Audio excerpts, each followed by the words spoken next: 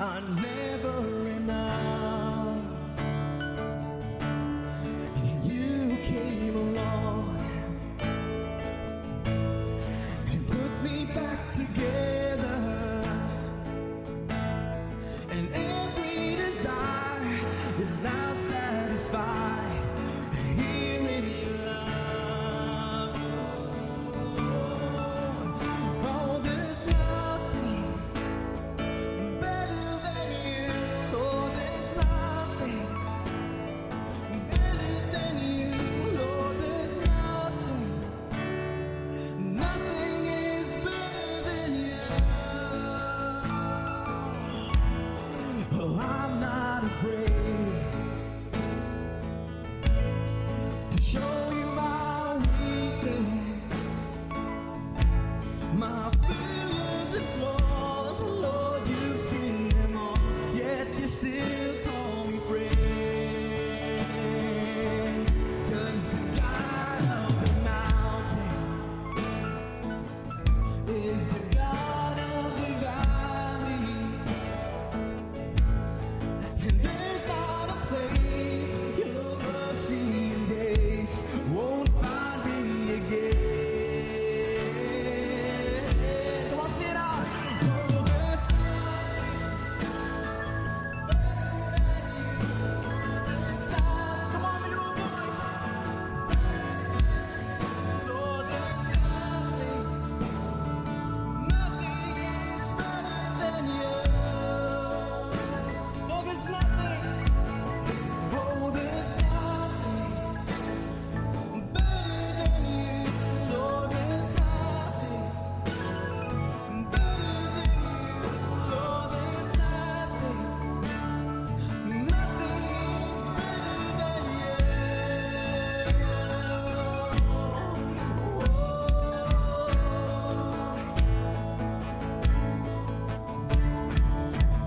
You turn mourning to dancing.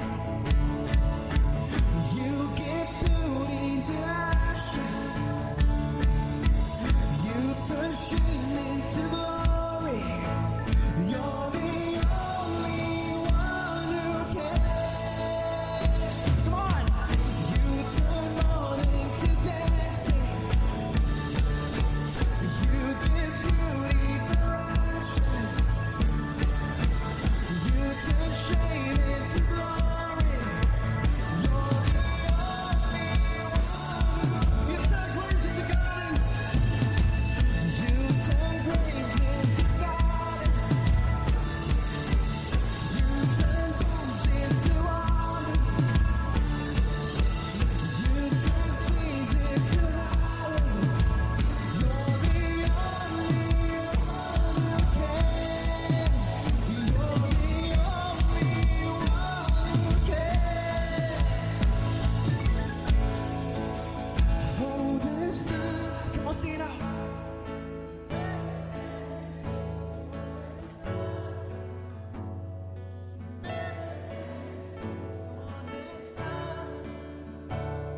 Nothing is better than you. Come on, with your voice, the top of your voice. Oh, there's nothing better than you. Oh, there's nothing better than you. Oh, there's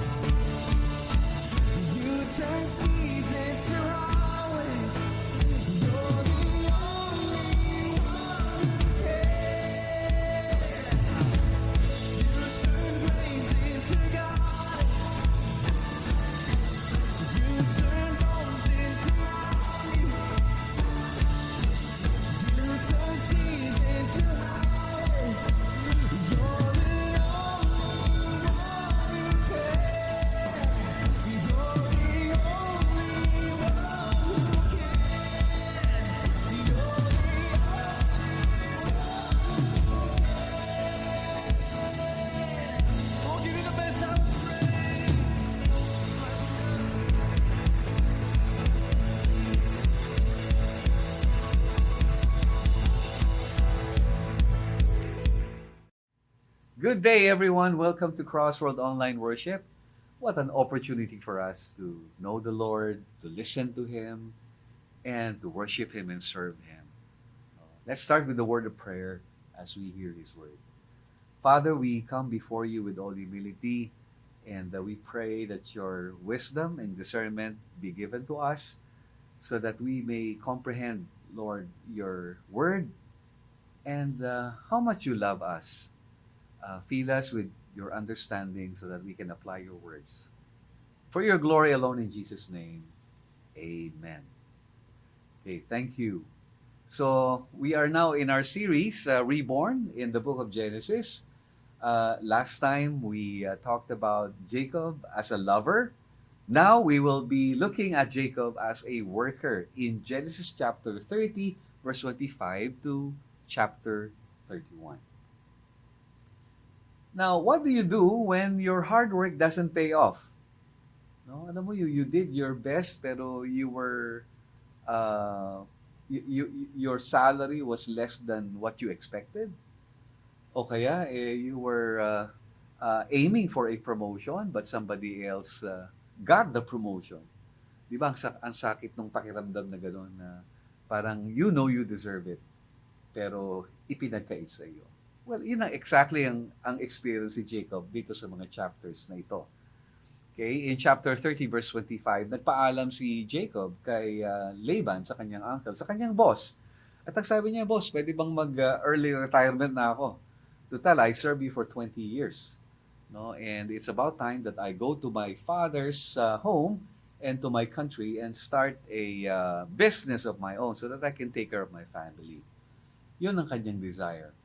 At ang sabi ni Laban ay, no, you don't have to leave, no, because I still need you. No, very wise din itong si Jacob.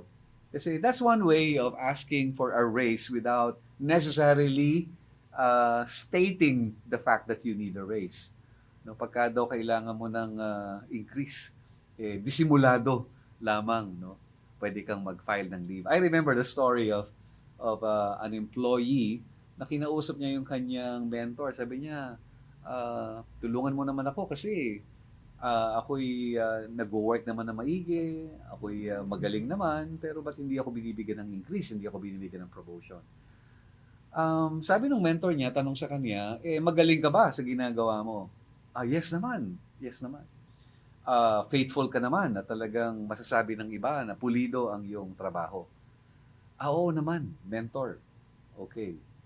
Ganito yan, sabi ng mentor niya. Di ba pagka napapansin mo sa bahay ninyo, yung ilaw, napapansin mo ba yung ilaw? Pag lagi nakasindi? Ay, hindi eh. Oo, talagang hindi mo mapapansin. Pero minsan, pag yan napundi, o kaya nawala, namatay, mapapansin mo walang ilaw, di ba? Ganyan din sa trabaho, no? Huwag ka laging nandun. Minsan, mag-file ka ng leave para ma-realize nila yung halaga nung iyong input, yung contribution mo. Naku, tuwang-tuwa itong employee na to at kagad-agad iniwanan yung kanyang mentor at nag-file agad ng leave. No? Sabi, nag-file siya ng leave. 1 week leave. Okay? After nung 1 week leave niya, pagbalik niya sa opisina the following week, abay, hinahanap talaga siya nung kanyang boss. At ang sabi, saan ka ba nagpunta? Ang tagal mo namang nawala. Ang ganyan. Ayan, nagkagulo-gulo tuloy tayo. No? Yung equipment natin nasira, tapos itong mga tao, hinahanap yung mga files, ikaw wala nakakaalam, no? Napakahalaga mo. Sa susunod, kailangan nandito ka lagi. At dahil doon, nagbinigay siya ng increase. Na-realize itong employee, wow, effective. Sabi niya gano'n, mainam pala yung nagpa-file ng leave. Kaya ginawa niya ganito. Every time na kailangan niya ng perks, kailangan niya ng incentives, o kaya kailangan niyang raise, nagpa-file siya ng leave. No? May times, nagpa-file siya ng 3 days leave, tapos maya-maya, mga 1 week leave, tapos minsan, 2 weeks leave, no? Okay? After a couple of months, no, pagbalik niya doon sa opisina, pagkatapos niya ng kanyang 1 month leave, no, ay wala na siyang trabaho. He was fired. No, he was fired. At malungkot na malungkot siya. Ang ginawa niya, binalikan niya yung kanyang mentor. At ang sabi niya, ano kayang nangyari? Bakit ganito? No? nawalan ako ng trabaho dahil sa advice ninyo. Sabi niya gano'n. Hindi, sabi niya gano'n. Kasi nagmamadali kang umalis. Merong pang part 2 yung advice ko sa'yo, hindi mo napakinggan. 'Di ba? Sabi ko sa'yo, kapag ka ang ilaw laging nakasindi, hindi hinahanap. Kailangan magpa-miss ka muna, no? Kailangan minsan nawawala para hinahanap-hanap ka. Pero pag ang ilaw naman ay patay-sindi, patay-sindi, patay-sindi, no? Dapat palitan na. Kaya yun ang nangyari sa'yo. Nasisanti ka kasi unreliable ka na. Hindi ka na maaasahan dahil ikaw ay patay-sindi at patay-sindi. Well, ito namang si Jacob, hindi naman siya patay-sindi. No? Tingin niya ay deserve niya nga na talagang siguro magkaroon ng mas mainam na negotiation at deal. At ang sabi ni Laban ganito, o sige, para wag ka lang umalis. Ano bang gusto mong sahod? Ano bang gusto mong sweldo? No? At ang sabi ni Jacob, well, hindi ko naman kailangan ng increase o ng bakasyon. Ang kailangan ko lang, sabi niya gano'n, ay lahat ng mga may batik o yung mga batik-batik at saka yung may mga balat o kaya yung may mga guhit na itim na mga tupat kambing, yun na lang ang maging akin. Para na sa ganun, pagka nagkahalo-halo yung ating kawan, malinaw na lahat ng puting-puti ay sa iyo, Laban. At lahat ng mga may batik ay sa akin. Sabi ni Laban ba, maganda yan, maganda yan. Sige, deal, okay yan. Okay? Pero ang hindi alam ni Jacob, pagkatapos sila mag-usap, ang ginawa ni Laban, kinausap yung mga anak. At sabi, mga anak, itago nyo yung mga batik-batik. No? Itago nyo sa malayo. Siguro go on a 3-day journey and lahat ng mga speckled and spotted lambs and goats, you hide them from Jacob. Ganun nga ang ginawa. Kahit ang natira doon sa kawan ay puro mga puting-puti. Napakamot na lang ang ulo siguro itong si Jacob na talagang itong uncle ko, tuso talaga. No, pero ang ginawa niya ganito, sinimplihan niya. In chapter 13, ginawa niya ay habang umiinom at habang kumakain yung mga tupa, iniharap niya doon sa isang parang background ba, may backdrop na yung kahoy ay may batik-batik at may mga stripes. So pag nag-mate yung mga inahing kambing at mga inahing tupa, lalo yung malalakas, itinatapat niya doon, no?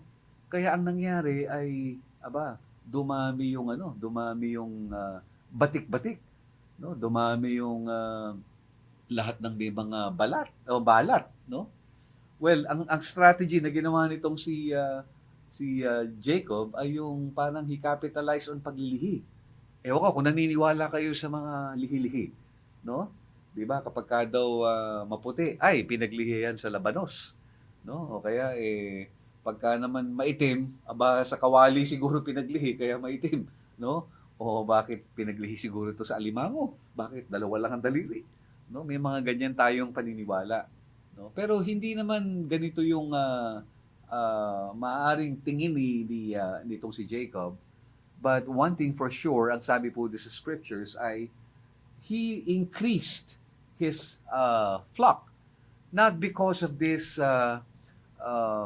creative agricultural method, but because of the blessing of the Lord. Yun no? So hindi yung lihi-lihi, kundi nalaman niya kasi in chapter 31, sinabi niya sa kanyang kasama sa bahay, sa kanyang kabiyak na nagpakita ang angel of the Lord sa kanya at sinabi, ang magiging pag-aari mo, yung mga batik-batik at mga may balat.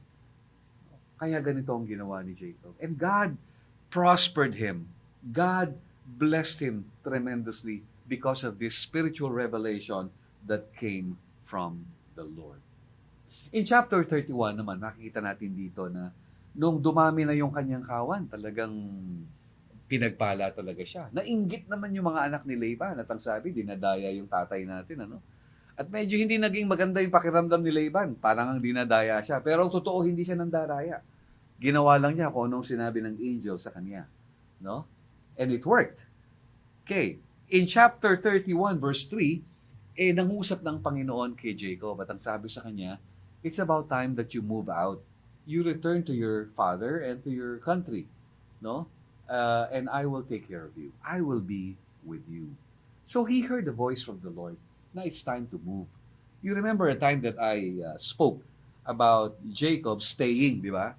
Pero niliwanag ko doon mga kapatid na If God tells you to stay, you stay. Sinabi ng Panginoon, magstay ka. But when it's time to move and God says, move, you have to move. So napakahalaga marunong ka makinig sa Panginoon. And after hearing the voice of the Lord, in verse 4 and 14 to 16, he consulted his wives, si Rachel at saka si Leah. At alam mo, for the first time, itong magkapatid na to na lagi nag-aaway at lagi nagko-compete, nag-agree. At ang sabi nila, o nga, it's about time that we move out, no? Kasi ay talagang medyo inaargabyado na tayo ng tatay natin, no? And so, the whole family decided to leave secretly. Tahimik lamang po yan in verse 7. And in verse 22 to 24, nung malaman ni Laban na talagang tumakas itong buong pamilya kasama ang kanilang mga anak, mga apo at mga kawan, ay hinabol niya. Alam mo, 3 araw yung yung travel bago ka makarating kila Jacob. From Laban to Jacob, 3 days. Kaya nung tinugis nitong si Laban, si Jacob, it took 7 days bago siya makakatch up. Pero bago niya marating itong si Jacob, na naginip itong si Laban at ang sabi ng angel sa kanya, wag mong sasaktan itong si Jacob. At siya'y napahinuhod.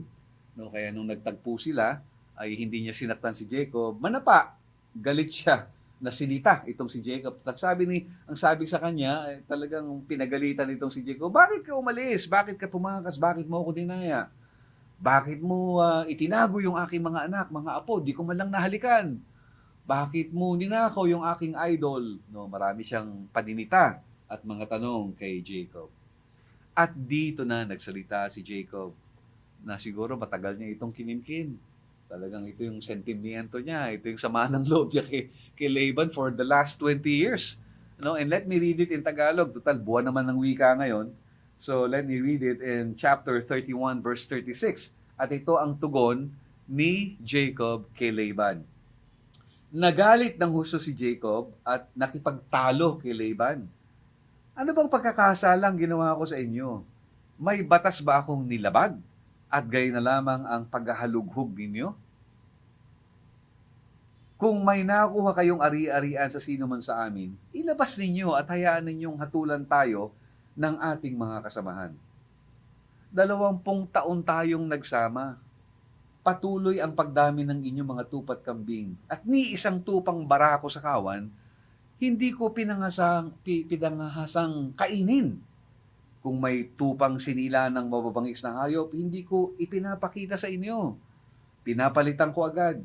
Pinipilit niyo akong magbayad ng anumang nawawala. Magiging ninakaw sa gabi o sa araw.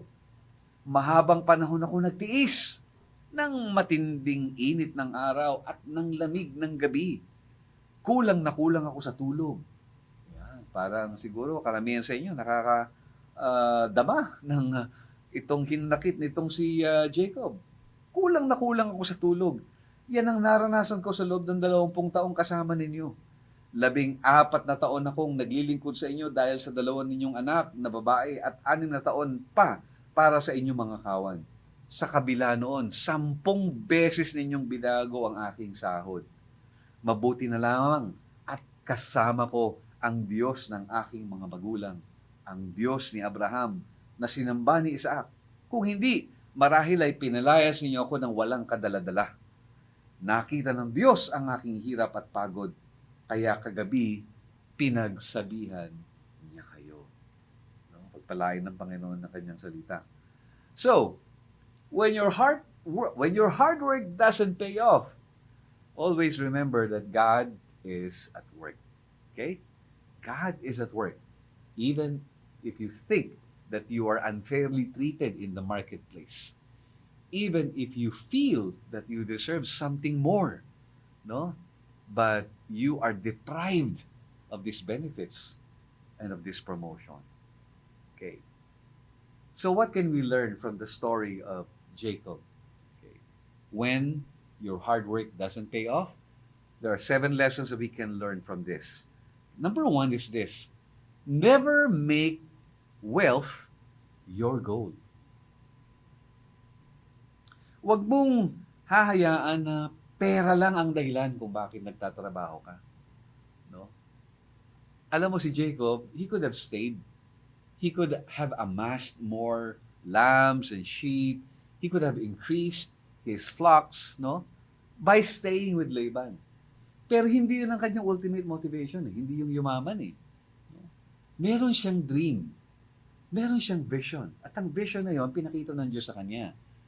Going back to his father's house, going back to the country that the Lord has promised to them, ang tawag nga niya, my country eh. Because this is the fulfillment of God's covenant. Mas mahalaga yung covenant ng Diyos kaysa sa anumang financial remuneration. Kaysa sabihin pa na siya na bigyan pa siya ng mas maraming perks at benefits at incentives. Hindi mahalaga sa kanya yung pera. Ang mahalaga sa kanya yung kalooban ng Diyos. Na kung ikaw nagtatrabaho ka lang para sa promotion, para sa advancement, at para sa sabihin natin na ikaw ay ma-recognize, you will always be discouraged and disappointed. Why? Kasi hindi lagi nakikita ng mga taong yung ginagawa. At hindi lagi na-appreciate ang iyong mga paghihirap. Ang tanong lang ay, anong nagmo-motivate sa'yo kapag ka ikay nagtatrabaho? No? Sana hindi lang pera. No? Sana makita mo that there is something bigger than financial gain. And that is the will of God for your life. Meron kang isang galing sa corporate world ito, top executive, and he decided na to go to full-time ministry. No, after a while, medyo nahihirap-harapan itong executive doon sa kanyang ministry dahil nga mas sanay siya doon sa sa corporate world. Tapos nasalang siya sa ministry. Kaya medyo affected din ang kanyang mga finances. Bigla siyang tinawagan ng may-ari ng kumpanya at ang sabi sa kanya, bumalik ka na lang dito. Tataasan pa namin ang sweldo, lalakihan pa namin ang sweldo, dadamihan namin ng benefits sa'yo. No, bumalik ka lang kasi kailangan namin ng strategic mind mo. Kailangan namin ng galing mo dito sa company. Ang sabi nung pastor, sabi niya, ay pasensya na, hindi ko matatanggap yung offer ninyo. No? Bakit? Ang sabi nung may-ari. Dahil ba sa maliit pa ba yung sweldong ino-offer namin sa iyo? Sabi niya ganoon. Hindi ho sa maliit yung isusweldo niyo sa akin, no? It's not about the salary. It's not that the salary is too small, no? Anong problema? Ang sabi nung may-ari. The problem is the job is too small. I have a higher calling. I have a greater destiny. Tinawag ako ng Panginoon to change the world. Okay. So sana kapatid, you're not just motivated by financial gains. Lagi mong iisipin, ano ba ang ikalulugod at ikaluluwalhati ng Panginoon sa aking ginagawa? At alam mo, yung remuneration at lahat ng benefits, it will all follow. Okay? Number 2, is involve your spouse in major work decisions. Mahalaga ito, no? Sabi nga ni Larry Burkett sa kanyang book, The Business by the Book, no, kausap niya yung mga top executives, mga CEOs, mga may-ari ng mga businesses, at ang lagi niyang sinasabi sa kanila, never neglect your spouse. Always involve your spouse in the business. At ang kanyang testimony, lahat ng mga magagandang mga negosyo, malalaking mga kumpanya, yung mga top executives, magkatuwang yung mag-asawa sa kanilang paglilingkod, sa kanilang pagtatrabaho. Kung hindi man parehong nasa opisina, yung wife ay laging kasama sa mga major decision-making. Why? Kasi God has gifted our wives with this gift called intuition. Alam mo yon, yung they can read between the lines. They can read people. At alam mo yun, nadi-discern nila if there's something wrong with the transaction, they can discern if there's something wrong with the person. And you should, alam mo yun, consider yung opinion ng iyong kabiyak. Diba? Kaya nga ang ginawa ni Satan nung nakita niya dun sa Garden of Eden na magre-reign itong si Adam tsaka si Eve, ayaw niya nun eh. Kaya ang ginawa niya, dinismantle niya yung radar system. At ano yung radar system doon sa Garden of Eden? Eve. Si Eve ang radar system. Kasi ang mga babae talaga nakakasagap ng mga ano yan, nakakasagap ng masamang mga espiritu, nakakasagap ng anumang masamang mga mangyayari, no? Eh nakita nitong si Satan na masasagap ni Eva yun. Kaya ang ginawa niya, pinulyot niya si Eva. At doon tayo nag-fall lahat. No? Kaya always involve your spouse in making important decisions at work. Okay. Number 3, no? Embrace your work as from the Lord. Okay? Embrace it, accept it, no? Work is never a curse. No? Akala nung iba ang trabaho ay sumpa. Hindi sumpa ang trabaho. In fact, the first thing that God has given man upon creation, no, is work. Hindi naman wife ang unang binigay kay Adam work. Binigyan siya ng opportunity to be more like God because God is a worker. And God called Adam to be his co-worker. Di ba? What a privilege that is to be a fellow worker of God. And it's part of our DNA. No? God has given us hands so that we can create something. He has given us minds so that we can conceptualize, we can conceive, we can design, no? And then, create something out of, the raw materials that God has given us. So kapag wala tayong opportunity to create something, we feel sad and we feel parang less than human. Di ba? Kaya always remember that work is our offering to the Lord. No? It's our way of thanking Him for the things that He has given us. And work is also a command. No? Inutos ng Panginoon sa atin to. 6 days you work, and on the 7th day, you rest. So, ang trabaho ay utos ng Panginoon. Kaya kung ikaw hanggang ngayon, wala kang trabaho, abay mag-isip-isip ka, you are violating the command of God. At kung ikaw naman ay estudyante at bakasyon ngayon, wag mo namang isipin wala ka ring trabaho, may trabaho sa bahay. At sana'y makatuwang ka, no? Yung mga magulang sa paglilinis sa bahay. Si Jacob had learned to work. No? Siguro nakatulong din yung pag-alis siya ng bahay para mapilitan siyang magtrabaho doon sa parang kasama ng mga tupa, kasama ng mga kambing. Kasi si Rachel ay isang shepherdess. No? For 14 years, he worked as a shepherd. And for 6 years, no, he worked again for the flock of Laban. No? So talagang napakagandang tingnan nito na ang trabaho, kahit sabihin mong hindi glamoroso, hindi man siguro malaki ang kita, pero lahat ng ito ay mahalaga sa Panginoon. At kung ibibigay mo yung pinakamahusay at yung pinakamagaling na trabaho, malulugod ang Diyos.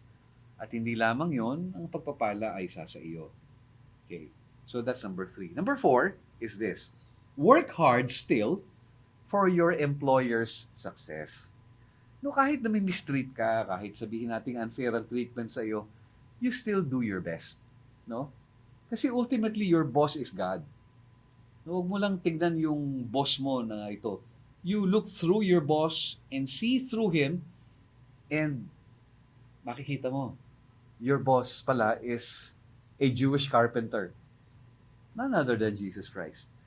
So sana ay makita mo ito kasi pag umasenso ang iyong kumpanya, ang boss mo ay umunlad, kasama ka naman din doon mapagpapala, hindi ba? So si Jacob, he was very industrious, no? Masipag itong si Jacob for 20 years, he was productive. At hindi lang siya productive, magaling siya. Effective and efficient. Kasi yung patotoo niya, 20 years sa pangangalaga niya under his watch, walang nakunan na inahing kambing o inahing tupa. Ang tindi nun, di ba? Walang mortality sa panganganak. At ang integrity niya, sabi niya, pinatunayan niya yung integrity niya. Sabi niya, hindi ko pinangahasang kainin yung mga barako na tupa. No, wala akong ninanakaw sa yung mga kawan. At hindi lamang yun, yung mga nawawala, hindi ko nire-reimburse. Yung mga nagkakasakit, hindi ko nire-reimburse. At yung mga namamatay, nawawala, pinapalitan ko pa. Ako pa ang akong sumasagot sa mga nawawala. Grabe itong ethics nitong si Jacob, no? Mataas ang kanyang work ethic, At nakakatuwa ito na sana tularan natin itong si Jacob na wala siyang panlilinlang sa kanyang trabaho. Hindi niya dinadaya itong si Laban. Although dati meron siyang ganung experience, no, na siya'y mandaraya, pero habang nag-work siya, wala na siyang storya na siya'y nangdaya. Siguro natutunan niya rin yun, no? Kapatid, wag mong dadayain ng boss mo. Okay? Wag mo rin siyang susuklian ng kasamaan, no? Kung kasamaan ang ginagawa niya sa iyo, wag mong bayaran. Wag mong suklian ng kasamaan. No? At wag mong isipin na dahil mayaman naman siya, kapag may mga sobra-sobra, itatago mo na. O kaya, pag may mga sobrang sukli, ibubulsa mo. No? Hindi dapat yan. Bilang mga Kristiyano, nakikita ng Diyos yan. Tsaka wag mong gagantihan ng boss mo. No? Kasi hindi din tama yan. Nakikita ng Diyos yan. No? Kasi may mga iba, kahit nakangiti, pailalim, may ginagawa pala. Naalala ko yung isang kasambahay na sabi, nung nag-uusap yung dalawang magkasambahay, sabi nung isa hanga ako sa iyo. Sabi niya, cool da cool ka. Pinapagalitan ka na ng amo mo. Nakangiti ka pa. No, ano bang sikreto mo? Laging masamang maugali ng boss mo. No? Lagi kang pinapagalitan, lagi kang sinusungitan. No? Ano bang sikreto mo? Ay, madali lang yun, sabi niya gano'n. Pagka nagagalit ka, anong ginagawa mo? Ay, naglilinis lang ako ng CR. Sabi niya gano'n. Talaga? Nakakatulong ba yon? Pagka galit ka, naglilinis ka ng CR? Paano nakakatulong yon? Ginagamit ko yung toothbrush niya panglinis ng CR. Huwag niyong gagawin yun. No? Na yung pala, ngiting-ngiting ganyan, yung pala, mayroong masamang ginagawa sa'yo. Kaya, kahit tayong lahat, we treat people well, we honor people, yung mga housekeeping sa mga hotel, you treat them well. Bigyan nyo ng magandang tip. Hindi mo alam kung anong ginagawa niyan kapag nakatalikod ka. Yung mga waiters sa restaurant, no? Be kind to them. Hindi mo rin alam kung anong ginagawa nila sa kusina sa pagkain inihahanda nila para sa'yo. So, let's honor each one. Okay? So, sabi pa niya dito, no? Sabi ni Jacob, nagsakripisyo ako talaga. Nagtiis ako sa winter, sa lamig, sa frostbites. Nagtiis ako sa init pagka-summer. Tapos, marami akong mga sleepless nights. Ang sabi niya gano'n. At hindi lang yun, yung mga sacrifices niya. At yung salary change, nagbabago-bago itong si Laban ng salary scheme. 10 times. Gano'n. Pero hindi nagrereklamo itong si Jacob. Gayon na lang. Kasi nga, punong-puno na siguro siya. Nagpapasalamat din tayo kasi during the lockdown, talagang ang ating mga workers dito sa church, no? Talagang nag-sacrifice din yan, mga kapatid. Nag-sacrifice po lahat ng mga workers sa church. 20% talagang walang binawasan ang mga love gift, no? Pero patuloy pa rin naglilingkod sa Panginoon. Because we are serving our King. And God is faithful in supplying every need that we have. Okay. Number 5, know your purpose in the workplace. Know your purpose in the workplace. No? In chapter 30, verse 27, no? Pinatotohanan ni Laban. Sabi niya gano'n, nalaman ko na kaya ako binibless ay dahil sa iyo. No? What a testimony, di ba?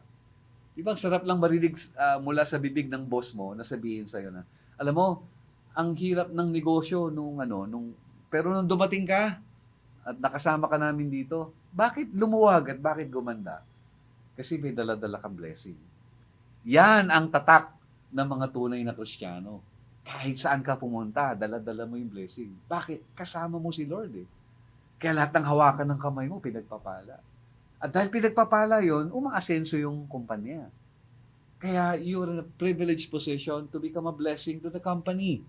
Ikaw ay regalo ng Diyos sa kumpanya na yan. No? Kaya pagpalain mo yan. At sana makita ng boss na ang dahilan kung bakit pinagpapala siya ay dahil sa'yo. Just like Joseph, di ba? Nakita din ni Potiphar. Kaya siya binibless because the Lord was with Joseph. And I pray that it will be obvious to your company, to your colleagues, to your superiors, that the company is being blessed because of you. No? Tandaan mo, you are there for a reason. May dahilan ng Diyos kung bakit ka dinala dyan, so that you can witness to the faithfulness of God, so that your life can point to the glory of the Lord. so that people around you will get to know Him. Imagine mo, nakilala ni Laban ang Diyos dahil kay Jacob. Di ba? So I pray na yung boss mo makakilala kay Jesus dahil sa iyo. Dito sa church, natutuwa tayo kasi meron tayong mga company Bible studies, meron tayong mga may-ari ng kumpanya na yung kanilang mga employees ay inaalaw nila na magkaroon ng life group, magkaroon ng mga pag-aaral ng salita ng Diyos like itong McBride, itong City Point, no, at iba pa mga companies. Let's continue to probe and explore the possibilities. Kayo, baka may mga kumpanya kayo, no? Tanda mo, nilagay ka ng Panginoon dyan so that you can influence these people, so that you can bring them closer to the Lord. So I pray that there will be life groups also in your companies. Okay? Sabi nga, dapat daw ang krus ay wala lang sa simbahan. Dapat ang krus ay nasa tindahan, nasa palengke, nasa munisipyo, nasa school, no, nasa factory, nasa community. Sabi nga ni George MacLeod, no, sa kanyang article, na let me read it for you. Napakaganda. Sabi dito, I simply argue that the cross be raised again at the center of the marketplace as well as the steeple of the church. I am recovering the claim that Jesus was not crucified in a cathedral between two candles, but on a cross between two thieves, on a town garbage heap, at a crossroad of politics so cosmopolitan that they had to write his title in Hebrew, in Latin, and in Greek. And at the kind of place where cynics talk smut, and thieves curse and soldiers gamble, because that is where he died, and that is what he died about, and that is where Christ's own ought to be, and that is what church people ought to be about. Okay, that's George MacLeod. Okay, so dali natin po. Let's bear the cross to the marketplace. Amen. Number 6, remember, God knows your worth. Lagi mong tatandaan yan. No? Alam ng Diyos ang abilidad mo, alam ng Diyos ang kakayahan mo, alam ng Diyos ang lahat ng contribution mo. Hindi man nakita ng boss mo, nakita ng Diyos. Kasi sabi dito sa verse 42, chapter 31, sabi ni Jacob, kay Laban, nakita ng Diyos ang hirap at pagod ko. Sabi niya gano'n, nakita ng Diyos, nakita ni Lord eh. Nasaksihan niya yung pagtitiis ko sa iyo for 20 years. Lahat ng sakripisyo ko, nakita ng Diyos yun. Kaya ang ginawa ng Diyos, pinagpala ako. No? Kapatid, tanda mo ito, hindi man makita ng employer mo, ng boss mo, ng mga superiors mo, ang kasipagan mo, nakikita ng Diyos. At yung hindi ibinibigay ng boss mo sa iyo, kayang ibalik ng Diyos sa iyo. Kayang ibigay ng Panginoon sa iyo. No? Ako lang po, karanasan ko na nung nagsisimula akong pastor, talagang ang love gift ng pastor ay pagkaliit-liit. No? Pero ang ditang Panginoon sapagkat pinadadaan ng Diyos sa ibang paraan ang mga pagpapala. Hindi man kaya ng church na maibigay ang lahat ng aming pangangailangan bilang pamilya. Abay, kung saan-saan po sumusulpot ang mga blessings. No? Kasi alam ng Diyos ang pagpapagal, alam ng Diyos ang katapatan, alam ng Diyos ang lahat ng paglilingkod. No? At alam ng Diyos kung anong deserve mo. At hindi liko ang Diyos para kalimutan ng lahat ng iyong katapatan at ang lahat ng iyong paglilingkod. No? May mga pagkakataon na yung mga pangyayari,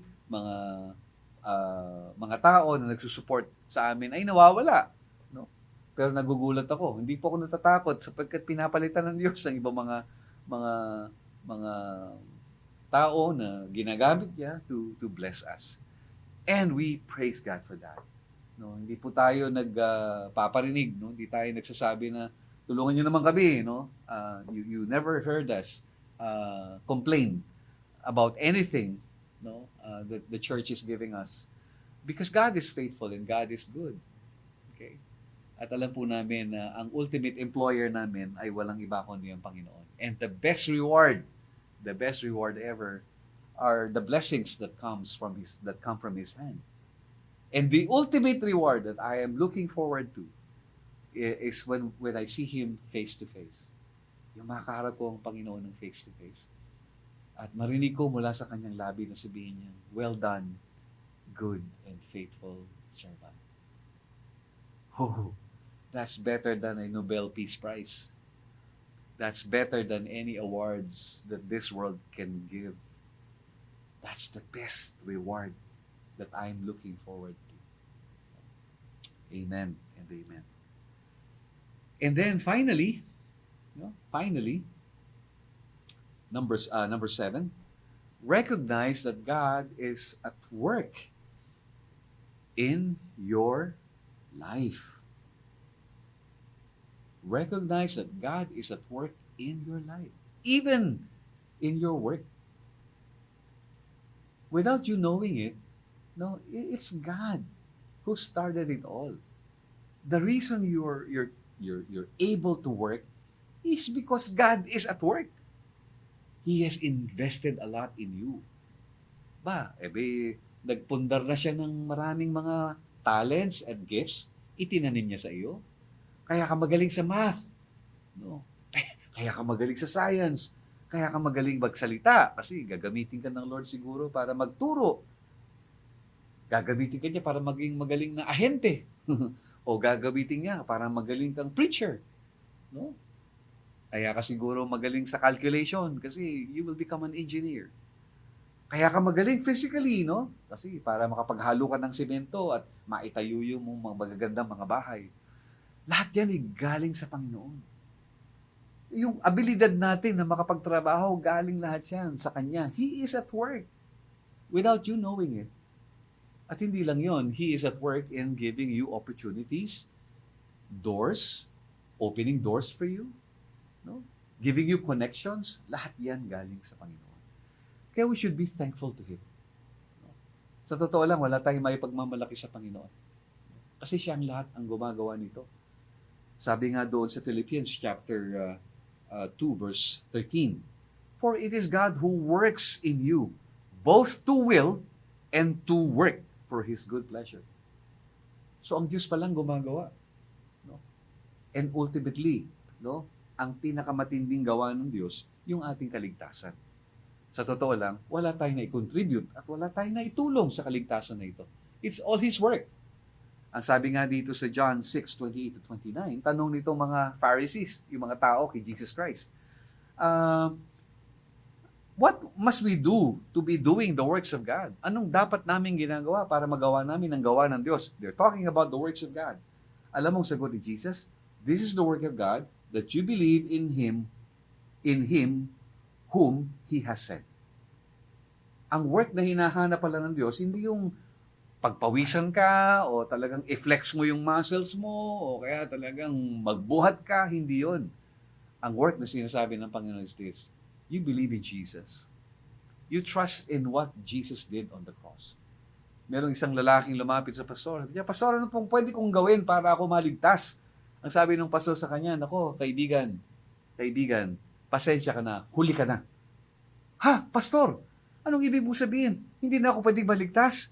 Hindi, huli ka na. Ang tanong mo kasi, anong pwede mong gawin para ka maligtas? May gumawa na.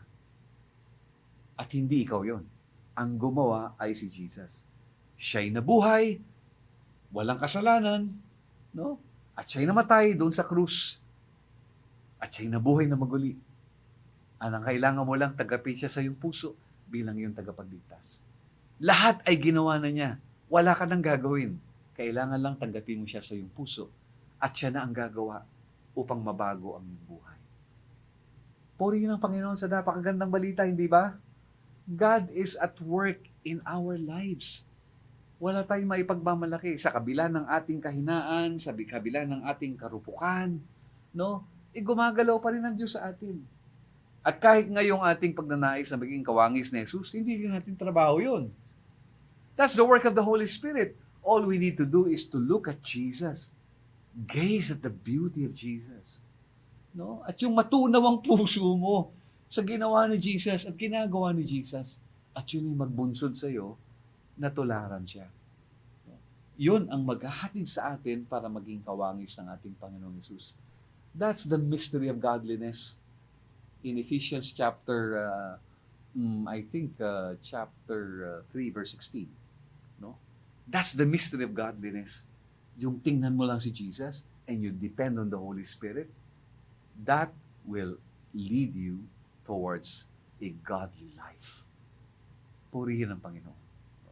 Kaya pag tinignan mo yung sarili, sa salamin, talagang madalas hindi tayo proud kasi may mga crack ang personality natin, may mga bitak, may mga kahinaan tayo, meron tayong mga bagay na hindi tayo proud, no? Pero alam mo, madalas, yung mga may bitak na yan ang ginagamit ng Panginoon. No? Yan ang hinahanap ng Panginoon. Kasi pagka may mga sira-sira, no? Walang pinagmamalaki yan eh. Ang pinagmamalaki lang yan ay kung sinong gumagamit sa Kanya. No? At kapag pinagamit natin ang buhay natin sa Panginoon, siya ang matatanyag, hindi tayo. I remember this beautiful, beautiful poem, no, Searching a Vessel. No, napakaganda nito. No? Hindi nga lang kilala kung sinong author, but let me read it to you. Searching for a vessel. The master was searching for a vessel to use. On the shelf there were many. Which one would he choose? Take me, cried the gold one. I'm shiny and bright. I am of great value, and I do things just right. My beauty and luster will outshine the rest. And for someone like you, master, gold would be the best. Unheeding, the master passed on to the brass. It was wide-mouthed and shallow and polished like glass. Here, here, cried the vessel, I know I will do. Place me on your table for all men to view. Look at me, called the goblet of crystal so clear. My transparency shows my content so dear. Though fragile am I will serve you with pride, and I'm sure I'll be happy for your house to abide. The master came next to a vessel of wood, polished and carved, it solidly stood. You may use me, dear master, the wooden bowl said, but I'd rather you use me for fruit, not for bread. Then the master looked down and saw a vessel of clay. Empty and broken, it helplessly lay. No hope had the vessel that the master might choose to cleanse and make whole, to fill and to use. Ah, this is the vessel I've been hoping to find. I will mend and use it and make it all mine. I need not the vessel with pride of itself, nor the one who is narrow to sit on the shelf, nor the one who is big-mouthed and shallow and loud, nor one who displays his content so proud. Not the one who thinks he can do all things just right, but this plain, earthly vessel, filled with my power and might. Then gently he lifted the vessel of clay, mended and cleansed it, and filled it that day. Spoke to it kindly, there's work you must do, just pour out to others as I pour into you. Di ba napakaganda nun? Hindi naghahanap ang Panginoon ng mga ginintuan o mga pinilakan na mga sisidlan. Magagandang kristal at mga inukit na mga sisidlan. Ang hinahanap niya ay yung mga basag na mga banga at palayok sapagkat may mapagagamitan siya nito kapag pinuno niya. Which reminds me also of a story of a farmer na siya po'y mayroong dalawang palayok at mayroong siyang pingga at siya'y sumasalok, no? Mula sa kanyang bahay, tatawid siya sa pilapil at pupuntahan niya yung balon para siya ay sumalok ng tubig. At pagka yung pong isang palayok ay may bitak, no? So habang siya'y naglalakad tumatapon po yung tubig sa kabilang daan no? Dahil kwento lang naman ito, nagsalita yung banga at siya'y nalulungkot. Sabi niya, ako'y nalulungkot. Sabi nung magsasakay, ba't ka naman nalulungkot? Kasi napapagod ka lang sa akin. Iigib ka, malayo. Pupunuin mo ako. No? Dahil may basag ako, tumatapon yung tubig. Napapagod ka lang. Buti pa yung kasama ko, punong-puno, pagdating ng bahay. Wala akong kwenta. Sabi niya gano'n. Buti pa, itapon mo na lang ako. No? Kasi wala akong silbi. Ang sabi nung magsasaka, hindi mo ba napansin yung pilapil na ating tinatawiran kapag ako'y naglalakad mula doon sa balon pauwi ng bahay?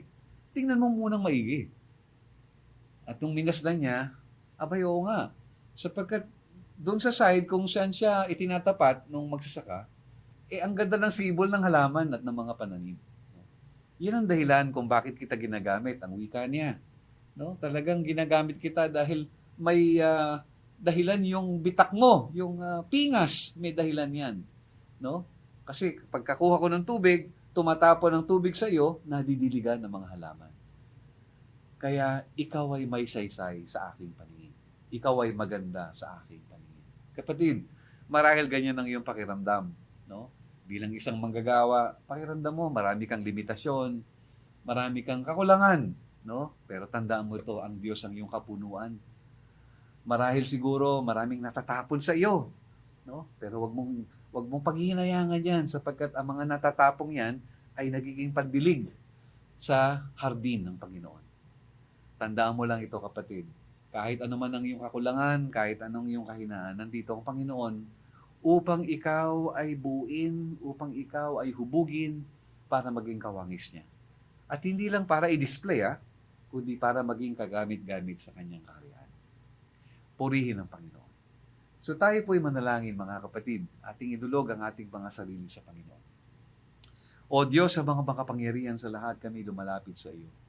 Nagpapasalamat kami sapagkat ang amin palang mga trabaho ay mahalaga sa iyong paningin. Iba-iba man ang aming mga hinahawakan, iba-iba man ang aming mga binubuo. Saan man kami gumagalaw, lahat ng ito ay iyong minamasdan. At salamat sapagkat ang lahat ng mga trabahong ito, Lord, ay pinagpapahalagahan mo. Nawa, O Diyos, ano man ang sitwasyon ng aking kapatid sa oras na ito. Siya man ay naaapi, siya man ay nagtitiis sa kanyang pinagtatrabahuhan. Hindi man na ibibigay ang tamang sahod, hindi man na ibibigay ang karampatang mga benepisyo. Lord God, I pray in behalf of my brother that you will encourage him, strengthen him, bless him, bless her, Lord God. At dalangin ko yung hindi na ibibigay ng kumpanya, ay ibigay mo, Panginoon, sa ibang paraan. Lord, alam naming tapat ka at nakikita mo mga sakripisyo ng aking kapatid. At Lord, anumang kahinaan at kakulangan, alam naming ikaw po ang magpupuno. Aming isinusuko sa iyo ang aming buhay, Panginoon. Patawarin mo kami sa aming mga pagkukulang, patawarin mo kami sa aming mga kalabisan, patawarin mo kami kung minamaliit namin ang mga trabahong meron kami ngayon. At ngayon kinikilala namin na ikaw na ang Panginoon ng aming mga trabaho. At kinikilala din namin, Panginoon, na hindi namin kayang pagtrabahuan ng aming kaligtasan. Ikaw ang nagtrabaho ng lahat ng ito doon sa krus. Kaya sa aming puso, sa oras na ito, Panginoon, aming tinatanggap ang iyong pinaghirapan.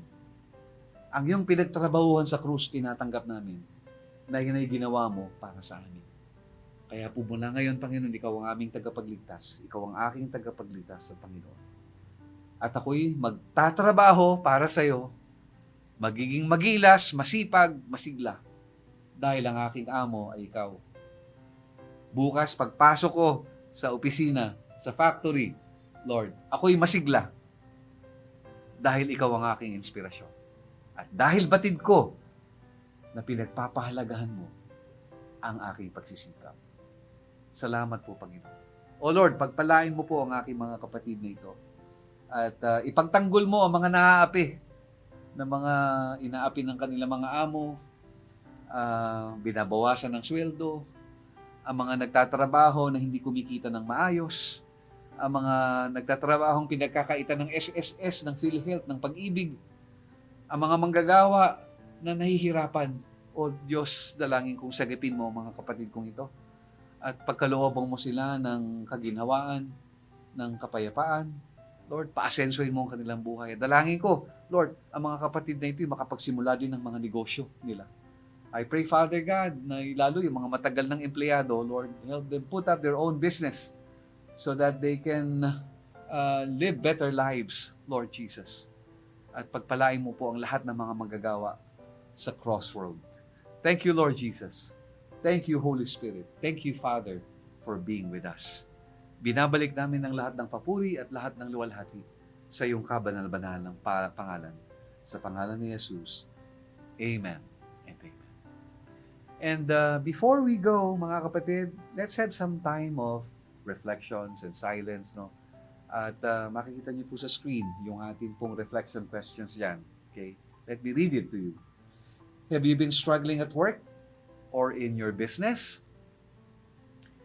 How does it comfort you knowing that God sees your hardships and sacrifices?